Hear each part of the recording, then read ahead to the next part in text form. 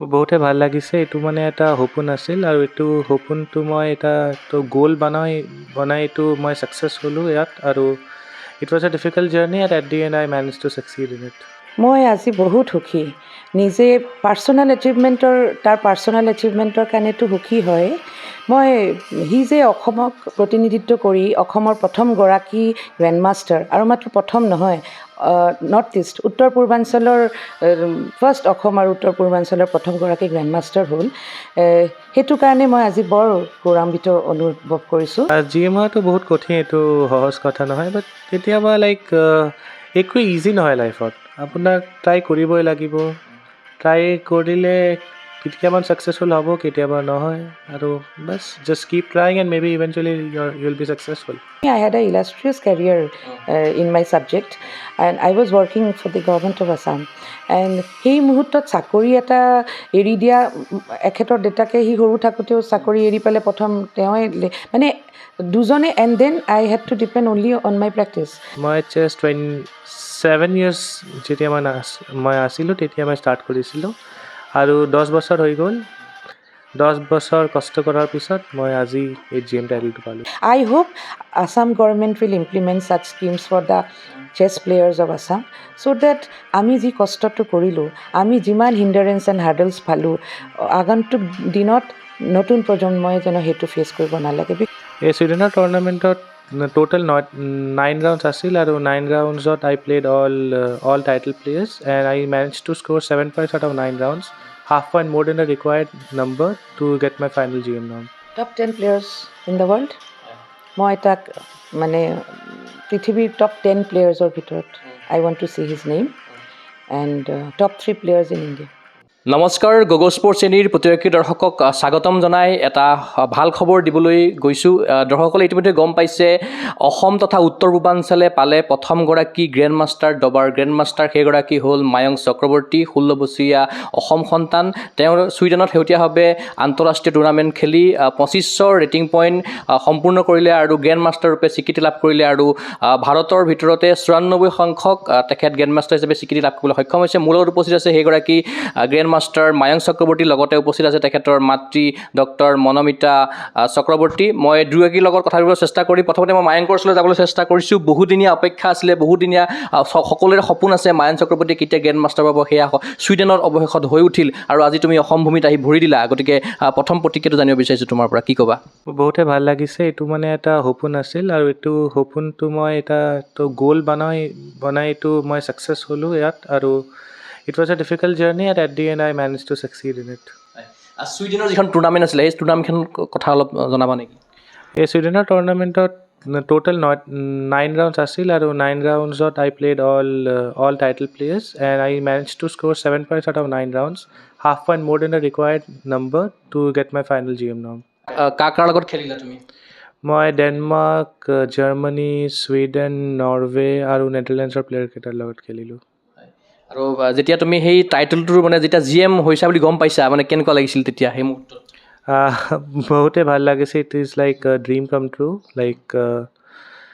It was a dream throughout my childhood and finally in Sweden it was a surprise.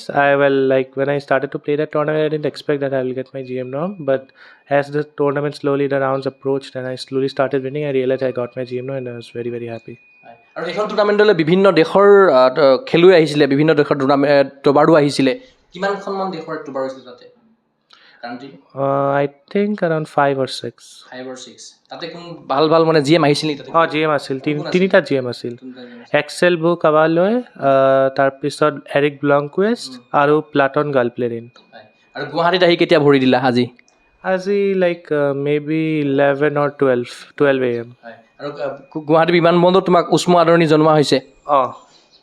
সন্থাক কি ক'বা? সন্থা আছিলে তাতে? সন্থা মানুহ আছিল। মই ব্ৰিফ ইন্ট্ৰডাকশ্যন দিলোঁ আৰু থেংক ইউ ক'লোঁ আৰু বাছ এইটোৱে আৰু বৰ্তমান সময়ত আমি য'ত উপস্থিত আছোঁ, যি আমাৰ দেউতাৰ বাসগৃহত উপস্থিত আছোঁ পূবালী ষ্টেটত, ইয়াতো তোমালোকক উষ্ম আদৰণি জনাইছে? বহুত বহুত বেছি জনাইছে। গ্ৰেণ্ড চেলিব্ৰেশ্যন হৈছিলে। আজি অলপ উভতি চাবা নেকি, মানে কিদৰে তুমি আৰম্ভ কৰিছিলা, কিমান বছৰ বয়সত তুমি আৰম্ভ কৰিছিলা, অলপ যদি উভতি চোৱা তোমাৰ নিজৰ কেৰিয়াৰটো? মই চেছ 27 ইয়াৰ্ছ যেতিয়া মই আছিলোঁ তেতিয়া মই ষ্টাৰ্ট কৰিছিলোঁ আৰু 10 বছৰ হৈ গ'ল 10 বছৰ কষ্ট কৰাৰ পিছত মই আজি এই GM টাইটেলটো পালোঁ যেতিয়া টাইটেলটো পালা মা দেউতাই কি কৈছে তোমাক কংগ্ৰেচুলেশ্যনছ চেলিব্ৰেশ্যনছ বাছ এইটোৱে আৰু মই আপোনাৰ ওচৰলৈ আহিছোঁ যিহেতু বহুদিনীয়া সপোন বহু বছৰীয়া প্ৰতীক্ষা সকলোৰে প্ৰতীক্ষা অসমবাসীৰ প্ৰতীক্ষা আছিলে উত্তৰ পূৰ্বাঞ্চলবাসীৰ প্ৰতীক্ষা আছিলে সেয়া ইতিমধ্যে ছুইডেনত হৈ উঠিল গতিকে আপুনি এগৰাকী মাতৃ হিচাপে বা এগৰাকী পেৰেণ্টছ হিচাপে কি ক'ব এই মুহূৰ্তত মই আজি বহুত সুখী নিজে তাৰ পাৰ্চনেল এচিভমেণ্টৰ কাৰণেতো সুখী হয় মই সি যে অসমক প্ৰতিনিধিত্ব কৰি অসমৰ প্ৰথমগৰাকী গ্ৰেণ্ডমাষ্টাৰ আৰু মাত্ৰ প্ৰথম নহয় নৰ্থ ইষ্ট উত্তৰ পূৰ্বাঞ্চলৰ ফাৰ্ষ্ট অসম আৰু উত্তৰ পূৰ্বাঞ্চলৰ প্ৰথমগৰাকী গ্ৰেণ্ডমাষ্টাৰ হ'ল সেইটো কাৰণে মই আজি বৰ গৌৰৱান্বিত অনুভৱ কৰিছোঁ আৰু মা কামাখ্যাৰ কৃপাত এই প্ৰতিফলিত হ'ল এই সপোনটো মোৰ মানে কি ক'ম আৰু মোৰ এতিয়া মানে শব্দ নোহোৱা হৈছে I am so' very grateful two god আৰু ছুইডেন যোৱাৰ আগত কিমানমান কমি আছিলে নৰ্মছ তাতে হ'ব বুলি আপোনালোকে ইতিমধ্যে আগতীয়াকৈ গম পাইছিলে নে এনেকুৱা ধৰণৰ কিবা এনেতো প্ৰত্যেকটো যেতিয়া আমি নৰ্ম টুৰ্ণামেণ্ট পাৰ্টিচিপেট কৰিব যাওঁ তেতিয়াতো মনত এটা আশা থাকেই যে ল'ৰাই ভাল খেলিব মানে GM নৰ্ম পোৱাটো বৰ কঠিন দেই মানে বহুবাৰ সি বহুত ভাল পাৰফৰ্ম কৰি পেলাইও কিবা ক্ৰাইটেৰিয়া মিট হোৱা নাই যেনেকৈ শ্বাৰজা চেলেঞ্জাৰত সি চেম্পিয়ন হৈছিল চেম্পিয়ন হওঁতে তাৰ পাৰফৰ্মেঞ্চ ৰেটিং GM নৰ্ম পোৱাৰ নিচিনা 2.6+ হৈছিল কিন্তু আমি 3জন গ্ৰেণ্ড মাষ্টাৰ নাপালোঁ কেতিয়াবা গ্ৰেণ্ড মাষ্টাৰ মানে মেণ্ডেটৰিলি আপুনি 3টা গ্ৰেণ্ড মাষ্টাৰ খেলিব লাগিব আৰু পাৰফৰ্মেঞ্চ ৰেটিং হ'ব লাগিব 2.600+, 3টা মিনিমাম ফেডাৰেশ্যন থাকিব লাগিব এটা ফেডাৰেশ্যনৰ খেলি আপুনি পাই গ'ল সেইটোও নহ'ব মানে ফিডেৰ বহুত ষ্ট্ৰিক্ট গাইডলাইনছ আছে কেতিয়াবা এই তিনিটা মিট কৰিলেও বাকী প্লেয়াৰ্ছবিলাকৰ এভাৰেজ ৰেটিং নিমিলে এনেকুৱা বহুত ইনচিডেণ্ট হৈছে মানে ভেৰি ৰিচেণ্টলি এই Sharjah challengers is supposed to be one of the strongest tournament in this whole world তাতেও আমি পাৰফৰ্মেঞ্চ ৰেটিং হোৱাৰ পিছতো গ্ৰেণ্ড মাষ্টাৰ নাপালোঁ হি ফেচ অনলি 1 GM মানে গ্ৰেণ্ড মাষ্টাৰ পোৱাটো মানে ছুইচ পেয়াৰিং হয়তো সেইটো আপোনাৰ ভাগ্যৰ ওপৰতো বহুতখিনি পৰি যায় প্লাছ হাউ দ্য আদাৰ grand masters and other players R performing সেইটোৰ ওপৰতো ডিপেণ্ড কৰে গতিকে মানে প্ৰত্যেকবাৰে যেতিয়া যাওঁ বুকুত সপোন লৈ যাওঁ যে দুটাটো আছেই GM নৰ্ম মাত্ৰ এটাই বাকী আছে সেইটো হৈয়ে যাব কিজানি বহুত বাৰেই এইটো মানে নোহোৱা হৈ অৱস্থাও নোহোৱা হৈ গ'ল তাৰমানে 2500 ৰেটিংটোতো মেণ্ডেটৰী ৰেটিং ৰিচ কৰিব লাগিব ছুইডেন গৈছিল তেতিয়া সি 2473 ৰেটিং লৈ খেলিছে কিন্তু আকৌ যেতিয়া আমি প্ৰাগ খেলিলোঁ ছুইডেনত সি 2478 খেলিছে তেওঁ চোলা খেলি পেলাইও তাৰ প্লাছ হৈ আছিল 5 আৰু ইয়াতে তাৰ বাকীটো প্ৰাগ অ'পেন খেলিলে তাতে 8.5 ৰেটিং প্লাছ হ'ল আৰু ছুইডেনত 22 তো টোটেল 2508 হৈ গ'ল মানে ভগৱানে যেতিয়া আশীৰ্বাদটো কৰিলে তেতিয়া আৰু নৰ্ম ৰেটিং দুটা একেলগে হৈ গ'ল আৰু আপুনি যিহেতু ছুইডেনত আপুনিও তাত উপস্থিত আছিলে যদি আপুনি সেই খবৰটো পাইছিলে একদম ওচৰৰ পৰা তেতিয়া কেনেকুৱা সেই মুহূৰ্তটো কেনেকুৱা আছিলে হয়তো আমি বুজিব নোৱাৰিম তথাপিতো অলপ অনুমান কৰিব পাৰিম আগতেও বুদাপেষ্ট খেলোঁতেও তাৰমানে তাৰ এনেকুৱা এইটো he has miss GM norms maybe the highest times মানে 6বাৰ 7বাৰ হৈ গ'ল তাৰমানে তাৰ দুটা GM নৰ্ম কেতিয়াবাই হোৱা লাষ্ট 2024 গ্ৰীচত পিৰাইছ ৰাউণ্ড ৰবিন টুৰ্ণামেণ্টত খেলি তাৰ ছেকেণ্ড GM নৰ্ম হ'ল আৰু 2024 ছেপ্টেম্বৰ দিছ ইজ 2026 মাৰ্চ তাৰমানে ইমান আৰু এই 1.5 বছৰ হি ৱৰ্ক দ্য হাইয়েষ্ট মানে I have seen him work hard with full patience full dedication আৰু ইমান বাৰ বাহিৰত ইণ্টাৰনেশ্যনেল টুৰ্ণামেণ্ট খেলিব যাওঁ বহুত এক্সপেঞ্চেছৰো কথা আহি যায় কিন্তু মানে বাৰে অলপৰ কাৰণে মিছ হৈ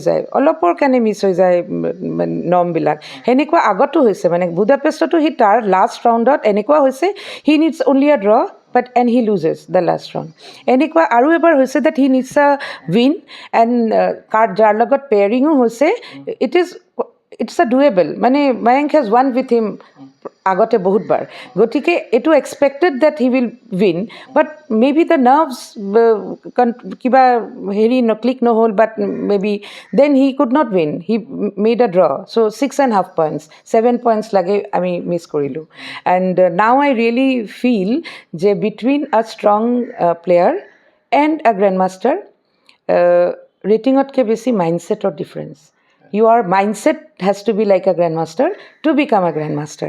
এইবাৰ যিটো তাৰ মানে এনেকুৱা লাষ্ট ৰাউণ্ডতেই মানে সদায় তাৰ নাৰ্ভ মানে সেইটো হোৱা নোহোৱা হৈ যায় নহয়, তেতিয়া এইবাৰ মই তাক কৈছোঁ যে লাষ্ট বাট ওৱান ৰাউণ্ডতে ইউ হেভ টু গেৰেণ্টি।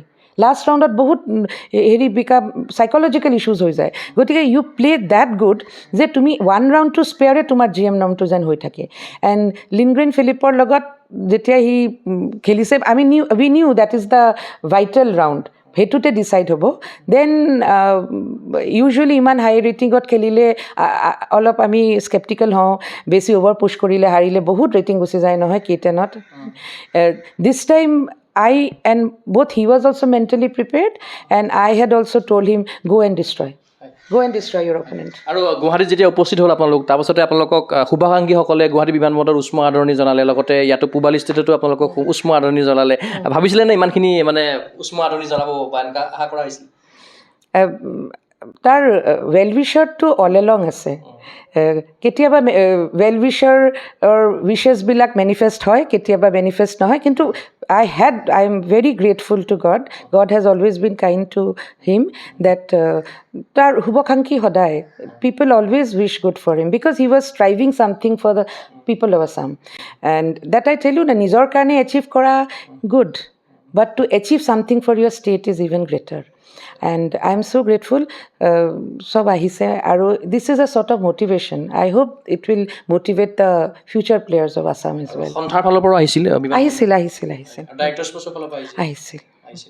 মায়ংকৰ এই সফলতাৰ আঁৰত পিতৃ মাতৃ হিচাপে আপোনাৰ আৰু আপোনাৰ এখেতৰ পিতৃ কেশৱ চক্ৰৱৰ্তী ডাঙৰীয়া বহুখিনি ত্যাগ আছে। আপোনাৰো চাকৰি আপুনি ত্যাগ কৰিছে তেখেতক খেললৈ লৈ যাবলৈ কাৰণে, বহুখিনি সময় দিছে আপুনি তেখেতক। গতিকে সেই বহুখিনি আপুনি ত্যাগ কৰাৰ পাছতহে বা তেখেতৰ যিখিনি সাধনা আছে মায়ংক চক্ৰৱৰ্তী, গোটেইখিনি মিলিহে আজি মায়ংক চক্ৰৱৰ্তী GM হ'বলৈ সক্ষম হৈছে।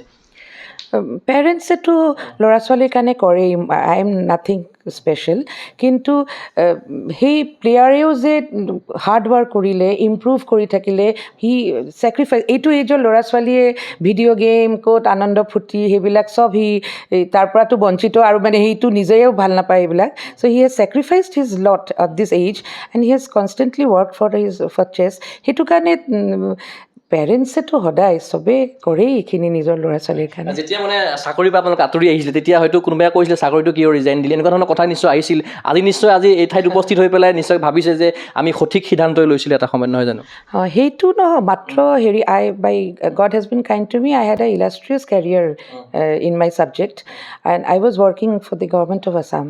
এণ্ড সেই মুহূৰ্তত চাকৰি এটা এৰি দিয়া, এখেতৰ দেউতাকে সি সৰু থাকোঁতেও চাকৰি এৰি পেলাই প্ৰথম তেওঁৱে মানে দুজনে, and then I had to depend only on my practice. ত' practice is possible, that also' works good for me, but then I had to travel a lot. মোক ইমান মোৰ প্ৰেক্টিছটো ইণ্টাৰাপ্ট হৈ যায়, কেছেছ ইণ্টাৰাপ্ট হৈ যায়, তেতিয়া ফাইনেন্সিয়েল ইছ্যুবিলাক আহি যায়।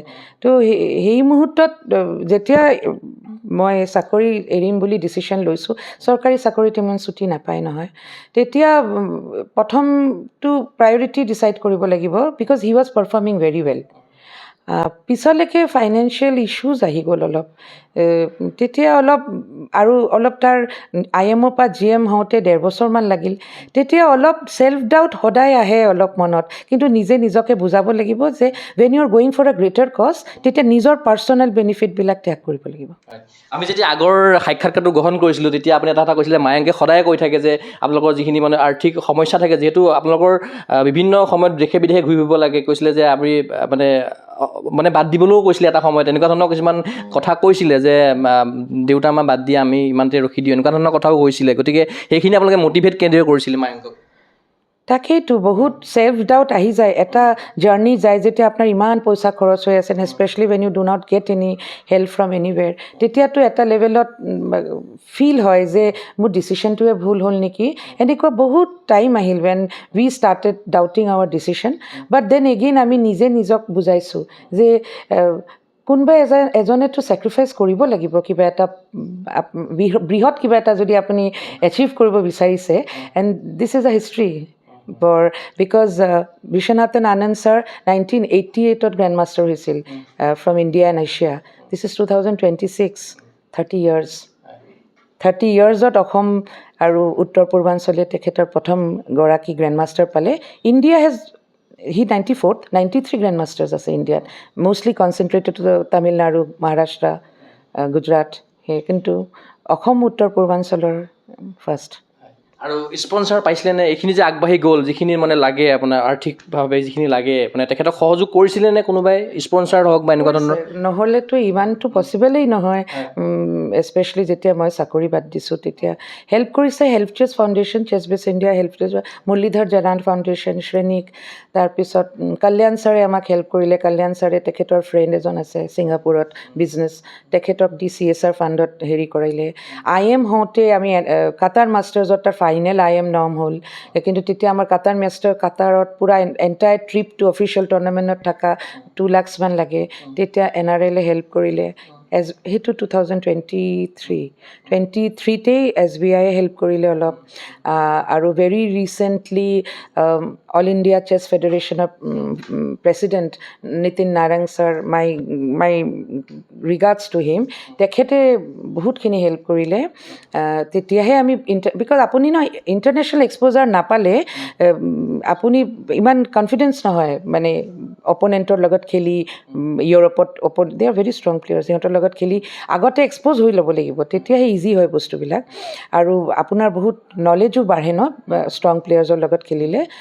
That we could do last 1 whole year, Narang sir help কৰিলে।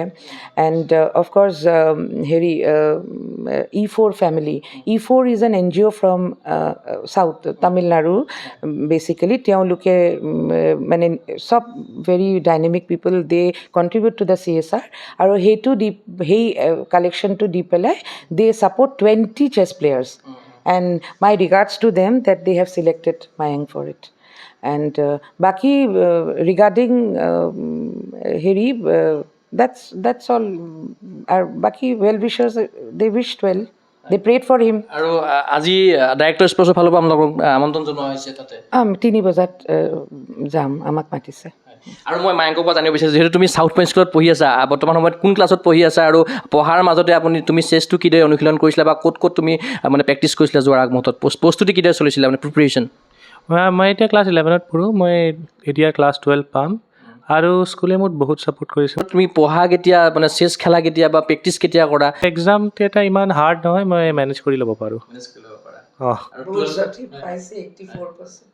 84% পাইছা তুমি ক্লাছ 10ত। বহুত ভাল নহয়, বাট আই থিংক বেয়াও নহয়। মানে প্ৰিপেৰেশ্যন তুমি কিদৰে কৰা, তুমি মানে চেছটো কিদৰে প্ৰিপেৰেশ্যন কৰা তুমি যোৱাৰ আগমুহূৰ্তত, খেলাৰ আগমুহূৰ্তত? চেছ বেছ 17 মই ছফ্টৱেৰটো ইউজ কৰোঁ প্ৰিপেৰেশ্যন কৰাৰ কাৰণে, আৰু মই কেতিয়াবা প্ৰ'চেছ ট্ৰেইনিঙৰ পৰা ক্লাছেছ লওঁ। মানে কোচিং তোমাক অনলাইন দিয়ে কোনোবাই? অঁ, অনলাইন কোচিং পাওঁ, আৰু চোলা চেছ ফাউণ্ডেশ্যনৰ পৰা কেতিয়াবা কোচিং পাওঁ। আৰু তুমি প্ৰথমে GM হ'লা, তাৰপাছত আৰু অসমৰ পৰা কোন GM ওলাব পৰা আছে ৰুটত? ৰুটৰ কেইটামান প্লেয়াৰ্ছ আছে এতিয়া, like they should just work hard and then eventually they will obviously succeed in their life. কিবা মেছেজ দিব বিচাৰিবা নেকি তেখেতসকলক তোমাৰ ফালৰ পৰা? Just try hard and maybe make your dreams come true. মা দেউতাৰ সপোন পূৰণ হ'ল, অসমবাসীৰ সপোন পূৰণ হ'ল, উত্তৰ পূৰ্বাঞ্চলবাসীৰ সপোন পূৰণ হ'ল, নৰ্থ ইষ্টবাসীৰ লগতে সন্থাৰো পূৰণ হ'ল, ডাইৰেক্টৰ স্পৰ্টছৰ পূৰণ, সকলোৰে সপোন পূৰণ হ'ল তোমাক লৈ পেলাই, আৰু তেখেতসকলক উদ্দেশ্যি তুমি কি মেছেজ দিব বিচাৰিবা? I am really grateful and really delighted to make everyone happy. That's it. যিহেতু GM হোৱাটো ইমান সহজ নহয়, তিনিটাকৈ GM নৰ্ম লাগে, আৰু 2500 ৰেটিং পইণ্ট লাগে, তুমি সেয়া অতিক্ৰম কৰিছা। গতিকে তোমাৰ যিখিনি অভিজ্ঞতা আছে, সেইখিনি অভিজ্ঞতা তুমি পৰৱৰ্তী সময়ত কিদৰে তুমি বেলেগক মানে তুমি শ্বেয়াৰ কৰিব বিচাৰিবা? কিবা পৰিকল্পনা আছে নেকি আগন্তুক সময়ত? GM হোৱাটো বহুত কঠিন, এইটো সহজ কথা নহয়, বাট কেতিয়াবা লাইক একো ইজি নহয় লাইফত, আপোনাক ট্ৰাই কৰিবই লাগিব। ট্ৰাই কৰিলে কেতিয়াবা ছাকচেছফুল হ'ব, কেতিয়াবা নহয়, আৰু বাছ just keep trying and maybe eventually you will be successful. Next target কি তোমাৰ? 2600 rating and eventually world champion. কাক তুমি ফ'ল' কৰা? গ্ৰেণ্ড মাষ্টাৰ বেছি আনন্দ ছাৰ। কিয় ভাল লাগে? He is also known as the Madras Tiger of India and he is a 5-time world champion. শেষত মই আপোনাক সুধিব বিচাৰিছোঁ, যিহেতু তেখেতে কৈছে বাৰু, তেখেতে পঢ়িও আছে, 85% পাইছে মেট্ৰিকত, গতিকে পঢ়াটো সিমানেই চোকা? আসলে দিছ ইজ দ্য ব্ৰিলিয়েঞ্চ অফ চেছ। চেছ খেলিলে আপুনি চেছ প্লেয়াৰ হৈ গ্ৰেণ্ড মাষ্টাৰ হওক নে নহওক, বাকী বহুত কোৱালিটি আপোনাৰ ভিতৰত আহি যাব। ওৱান ইজ ফ'কাছ, বৰ অৰ্গেনাইজড হৈ যায়, ডিচিপ্লিন, কনচেনট্ৰেশ্যনটো বাঢ়ি যায়। মানে মই তাক এটলিষ্ট দেখিছোঁ যে ময়োতো পঢ়া শুনা কৰিছোঁতো তেতিয়া আমি পঢ়োঁতে মানে আমাক যিখিনি টাইম লাগে তাৰ 30-40% টাইমত তাৰ চেপ্টাৰ পঢ়া হৈ যায় আৰু আজিকালি অলপ সুবিধাও হ'ল নহয় ইউটিউবতো বহুত মেটেৰিয়েল এভেইলেবল হয় চ' আই ফিল অল চেছ প্লেয়াৰ্ছ কেন পিক আপ একাডেমিক্স ভেৰি ৱেল বাহিৰৰ ৰাজ্যত যিসকল মানে GM আছে কিছুমান ৰাজ্যতো একে ঘৰত দুজনমানকো GM আছে নহয় এনেকুৱা ধৰণৰ GM আছে হয় তামিলনাডুত বেছি আছে গতিকে তেনেকুৱা ধৰণৰ GMক চৰকাৰৰ ফালৰ পৰা কেনেকুৱা ধৰণৰ সুবিধা প্ৰদান কৰিছে আপুনি যদি অলপ কথাটো কয় সিহঁতৰ স্পৰ্টছ অথৰিটি অফ তামিলনাডুৰ স্পন্সৰশ্বিপ স্কিমেই আছে তাৰমানে এনেকুৱা যে আপুনি IM হ'লে আপুনি ইমান 15 lakhs GM হ'লে annually 20 lakhs this they support because they know' that grandmaster IMৰ পৰা GM হওঁতে বা GMটো হেক নহয়তো this is just the beginning of a professional chess career তেতিয়া আপোনাৰ বহুত টুৰ্ণামেণ্টছ বাহিৰত খেলিব লাগে টুৰ্ণামেণ্টছবিলাক এক্সপেঞ্চিভ তাৰমানে ইণ্ডিয়াত টুৰ্ণামেণ্ট হয় মিড লেভেল মানে সেই এলিট লেভেলৰ টুৰ্ণামেণ্ট ইমান ইণ্ডিয়াত নহয় গতিকে আপুনি সেই লেভেলৰ প্ৰফেচনেল চেছ খেলিব হ'লে ইউ হেভ টু গ' টু ইউৰোপ মিডল ইষ্ট সিহঁতৰ বহুত হাই এলিট লেভেলৰ টুৰ্ণামেণ্টছ হয় তাত ট্ৰেভেল থকা খানা coaching is so' expensive chess materials are so' expensive যে সেইখিনিততো you have to spend and so' they understand so they have schemes different type of schemes Gujarat has different type of scheme Orissa has separate set of scheme eta to central government or scheme ase eta every state has their own scheme depending how much they give importance to the sport ekane sob same nahoy all different levels and different types of schemes ase I hope Assam government will implement such schemes for the chess players of Assam so that আমি যি কষ্টটো কৰিলোঁ আমি যিমান হিণ্ডাৰেঞ্চ and hurdles পালোঁ আগন্তুক দিনত নতুন প্ৰজন্মই যেন সেইটো ফেচ কৰিব নালাগে because that is very frustrating somehow we could thank God ভগৱানৰ আশীৰ্বাদত আমি নিজৰ সেইটো স্পিৰিটটো আনডণ্টেড ৰাখিব পাৰিলোঁ কাৰণে আমি আগবাঢ়ি যাব পাৰিছোঁ দিছ will became very difficult if there is no government support. IM 24ত হৈছিলে মায়ংক চক্ৰৱৰ্তী তাৰপাছত অসম চৰকাৰৰ ফালৰ পৰা তেখেতক কিবা যেনেকৈ তামিলনাডুত দিয়া হয় তেখেতে কিবা পুৰস্কৃত কৰিছিল নেকি অসম চৰকাৰৰ ফালৰ পৰা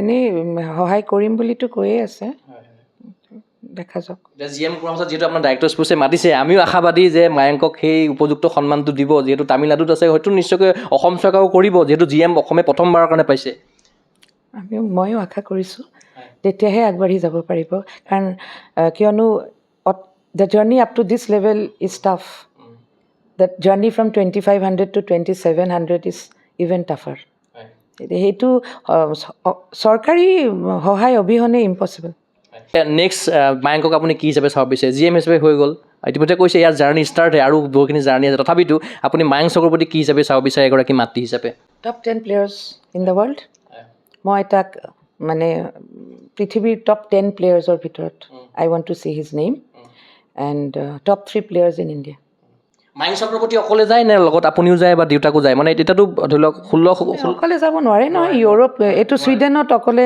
চেকিনেই কৰিব নিদিব কাৰণ মাইনৰটো প্লাছ আৰু চবতকৈ ইম্পৰ্টেণ্ট প্লেয়াৰে যেতিয়া খেলি থাকিব double rounds he has to prepare a lot in between সময় নাপায় আৰু মাত্ৰ আমি প্ৰিপেয়াৰ কৰি অহা নাই নহয় দ'জ পিপল আদাৰ players De even prepare a lot because they have মোৰ মেটেৰিয়েলছ দেন আছ তো কি পাৰ সিহঁতৰ বৰাবৰ টক্কৰ দিবৰ কাৰণে আপোনাক প্ৰিপেয়াৰ কৰিব লাগিব তেতিয়া সি খানা বনোৱা কাপোৰ ধোৱা বাচন ধোৱা এইবিলাকত সি কনচেনট্ৰেট কৰিব নোৱাৰে বল্ট হেৰি কৰা গাড়ী মাতা সেইবিলাক কাম প্ৰেছাৰ দিব নোৱাৰি player has to only concentrate in this game সেই মুহূৰ্তত এই বাকী কামবিলাকৰ কাৰণে পেৰেণ্টছ থাকিব লাগিব কেতিয়াবা ঠাণ্ডা ছুইডেন ৱাজ -1 ডিগ্ৰী তেতিয়া ঠাণ্ডাত কোল্ড এলাৰ্জি হৈ যায় গা বেয়া হৈ যায় সেইবিলাকোতো এটা গৰম পানী দি পেলাই ষ্টিম ইনহেলেশ্যনৰ কাৰণেতো আগবঢ়াই দিব লাগিব খানা সিহঁতৰ খানাটো আমাৰ নহ'ব নহয় সিহঁত ব্ৰেড দিতো আমাকতো ভাত চাত লাগিব গতিকে আমি এপাৰ্টমেণ্ট এটাত ভাড়া কৰিব লাগিব এপাৰ্টমেণ্টত ভাত চাত ৰন্ধা বজাৰ কৰিব যোৱা এইবিলাকতো বহুত কাম থাকে this lots of work this support নহ'লেতো প্লেয়াৰে তেতিয়া নিজৰ খানাই বনাব কাপোৰেই ধুব ট্ৰেভেলেই কৰি থাকিব মানে সেইবিলাক চিন্তা কৰিব গুগল মেপছ খুলি ক'ৰ পৰা ক'ত কি পাব নেকি চেছত কনচেনট্ৰেট কৰিব চ' এই পাৰ্টটো নাই কৰি দিব লাগে সেই ৰেছপনচিবিলিটিটো বেলেগ কোনোবাই লৈ ল'লে then player can 100% concentrate on the sport আগতেও প্ৰশ্নটো সুধিছোঁ বাৰু, আকৌ সুধোঁ। মায়াংকক আপুনি চেছত যে দিলে, মানে কিয় দিছিল 2016 চনত সি খেলা আৰম্ভ কৰিছিল। তেতিয়াতো ঠাণ্ডা কৰাবৰ কাৰণেই দিছিলোঁ, ইমান দুষ্ট চঞ্চল ল'ৰা। তেতিয়াতো সেইটো ভাবি পেলাই দিছিলোঁ। মোৰ কলিগছেও কৈছে যে তোমাৰ ল'ৰা চঞ্চল কিন্তু ভেৰি শ্বাৰ্প, তাক চেছত দিয়া। দেন আমি অক্ষয়মত দিলোঁ, বিশ্বজিতে একাডেমি, তাতে বিশ্বজিৎ নন্দন সিহঁতি কোচিং কৰায়। তাৰ পৰা হেৰিত আহিলোঁ, পাৰ্চনেল কাৰণে অলপ নেশ্যনেল যাব, তেতিয়াৰ আগে আগে আমি ৰাজীৱক ক'লোঁ অলপ ঘৰত আহি কোচিং কৰাই দিব। খনিন আহিছিল, শান্তনু আহিছিল, যেনেকৈ খনিন মিডল গেম দেখায়, ৰাজীৱে অ'পেনিং দেখায়। শান্তনুক আমি স্পেচিফিকেলি মৰাণৰ পৰা তেখেতক মাতি আনিছিলোঁ, ৰিকুৱেষ্ট কৰিছোঁ যে তাক এণ্ড গেমটো অলপ ইম্প্ৰুভ কৰাই দিয়া। সেইবিলাক লেভেলত গ'ল। তাৰপিছত দেন হি ষ্টাৰ্টেড ইম্প্ৰুভিং। তেতিয়া মানে গ্ৰেণ্ড মাষ্টাৰ লাগে, এতিয়া মানে লেভেলটো অলপ এলিট হৈ গ'ল। তেতিয়া গ্ৰেণ্ড মাষ্টাৰ সপ্তৰ্ষি ৰয় চৌধুৰী, তেখেতক আমি ৱেষ্ট বেংগলৰ পৰা ইনভাইট কৰিলোঁ। I hosted him in my house and then তেখেতৰ পৰা কোচিং লোৱা গ'ল দুবাৰ, once in July, then again in September. নৱেম্বৰত সি ফাৰ্ষ্ট মেডেল পালে ফৰ আছাম, ছেকেণ্ড হ'ল ৰাঁচীত আণ্ডাৰ-9। নেক্সট ইয়েৰত সি 10 বছৰ থাকোঁতে আণ্ডাৰ-11 নেশ্যনেল চেম্পিয়ন হ'ল দিল্লীত, নিউ দিল্লী। কিন্তু আনফৰ্চুনেটলি 2019ত আণ্ডাৰ-11 নেশ্যনেল চেম্পিয়ন হোৱাৰ কাৰণে সি ৱৰ্ল্ড, এছিয়ান এইবিলাক চব পালে। আচ্ছা, 2018-19ত সি শ্ৰীলংকাত এছিয়ান ইউথতো ইণ্ডিয়াক ৰিপ্ৰেজেণ্ট কৰি পেলাই চিলভাৰ পাইছে। তাৰপিছত ৱেষ্টাৰ্ণ এছিয়ান ইণ্ডিয়া ৰিপ্ৰেজেণ্ট কৰি ক্লাছিকেলত gold, bronze in blitz. Subsequently started winning many, he by God's grace, he has many international medals also to his name. তাৰপিছত ক'ভিড আহি গ'ল 2020-21, 2 বছৰ ষ্টপ হৈ গ'ল। আজি ক'ভিড নাথাকাহেঁতেন কি জানি ই আৰু 2 বছৰ আগতেই GM হ'ব পাৰিলে, কি জানি ভগৱানৰ কি বা ইচ্ছা আছিল। তাৰপিছত আণ্ডাৰ-17 নেশ্যনেল চেম্পিয়ন হ'ল 2022ত ইন কিট ইউনিভাৰ্চিটি। তাৰ আগে আগে আমি গ্ৰেণ্ড মাষ্টাৰ স্বয়ম্স মিশ্ৰাক ৰিকুৱেষ্ট কৰিছিলোঁ যে অলপ তাক গাইড কৰি দিয়া। দেন ষ্টেণ্ডাৰ্ডবিলাক অলপ হাই হৈ গ'ল, and now you R playing top table. He was 13 years some month when he contested for under-17 and he became champion. 14 বছৰীয়া ল'ৰা, 13 বছৰীয়া ল'ৰা 17 চেম্পিয়ন হ'বৰ কাৰণেতো বহুত এডভান্সড কোচিং লাগিব ন। সেইকাৰণে তেতিয়া গ্ৰেণ্ড মাষ্টাৰ স্বয়ম্স আহিল, Orissa, he is a grandmaster from Orissa. 2024তো আকৌ ছেকেণ্ড টাইম সি নেশ্যনেল চেম্পিয়ন হ'ল। 2024 এছিয়ান জুনিয়ৰ ৰেপিড চেম্পিয়ন হ'ল টাটা ষ্টীলত, ঝাৰখণ্ড।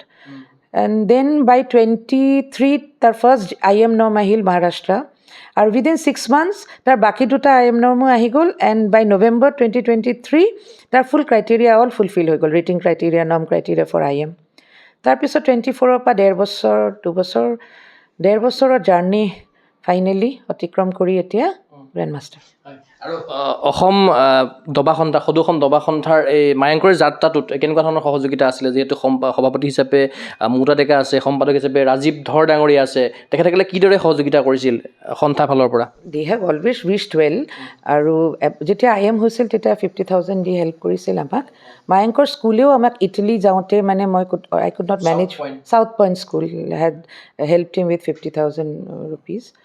আৰু I hope now that he has become a grandmaster, I hope at least এতিয়াৰ পৰা তাৰ ফাইনেন্সিয়েল ডিফিকাল্টিজকেইটা আমাৰ অলপ লাঘৱ হ'ব বুলি মই আশা কৰিছোঁ। আৰু পিতৃয়ে কি কৈছে? বৰ খুচ। আমি পেৰেণ্টছেতো we always wish, but I am very fortunate যে অসমবাসী ৰাইজেও আমাক মায়াংকক বৰ শুভকামনা দিয়ে আৰু সদায় বিচাৰে, especially chess fraternity has always been very optimistic about him. যে মায়াংক, আমি ক'লোঁ ন 1.5 বছৰ লাগি গ'ল যে IM পৰা GM হওঁতে, তেতিয়া কেতিয়াবা আমাৰো অলপ আমি পিছুৱাই যাওঁ যে ভাবোঁ হ'ব নে নহ'ব, মানে এইটো this part of reason does not have so' much of chess ecosystem. কিন্তু তেতিয়া প্ৰত্যেকজন পেৰেণ্টছে কৈছে নহয় বাইদেউ হ'ব, আপুনি লাগিয়ে আছে যেতিয়া লাগি থাকক, আপোনাৰ সপোন পূৰ্ণ হ'বই হ'ব। নিশ্চয়কৈ আপোনাক ধন্যবাদ জ্ঞাপন কৰিছোঁ, লগতে মায়ন চক্ৰৱৰ্তীকো ধন্যবাদ জ্ঞাপন কৰিছোঁ। এয়া আছিল অসমৰ তথা উত্তৰ পূৰ্বাঞ্চলৰ প্ৰথমগৰাকী GM grand master Mayank Chakraborty, লগতে আছিলে তেখেতৰ ভাতৃ ডক্টৰ মনমিতা চক্ৰৱৰ্তী। আমি তেখেতৰ কেৰিয়াৰ বিষয়ে কিছু কথা পাতিলোঁ, আৰু যিহেতু এই শুভক্ষণত, এই ঐতিহাসিক মুহূৰ্তত আমি তেখেতৰ বহুখিনি কথা জনালোঁ, ছুইডেনৰ অভিজ্ঞতাৰ বিষয়ে জনালোঁ তেখেতৰ মুখেৰে। আমি আশা কৰিম মায়ংক চক্ৰৱৰ্তীৰ যিখিনি সপোন প্ৰত্যাশা আছে আগন্তুক সময়ত সাফল্যমণ্ডিত হওক, লগতে মায়ংক চক্ৰৱৰ্তীৰ বাটেৰে বা আদৰ্শৰে অনুপ্ৰাণিত হৈ অসমৰ নৱপ্ৰজন্ম আগুৱাই আহক, আৰু দ্বিতীয়গৰাকী তৃতীয়গৰাকী GMৰ জন্ম হওক আগন্তুক সময়ত। সেই আশাৰে মই চিন্ময় কুমাৰ বৰাই বিশেষ অনুষ্ঠান বা বিদ্যালয় চাই থাকিব গগৈ স্পৰ্টছ চেনী। ধন্যবাদ।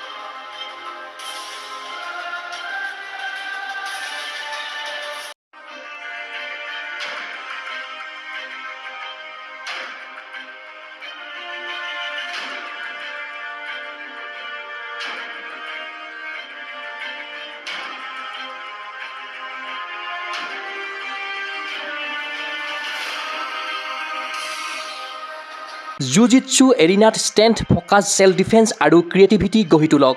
জুজিটছু, জুডো, কাৰাটে, যোগাসন আৰু ড্ৰয়িঙৰ প্ৰফেচনেল প্ৰশিক্ষণ। মেটত চেম্পিয়ন আৰু কেনভাছত শিল্পী বিকাশ কৰা।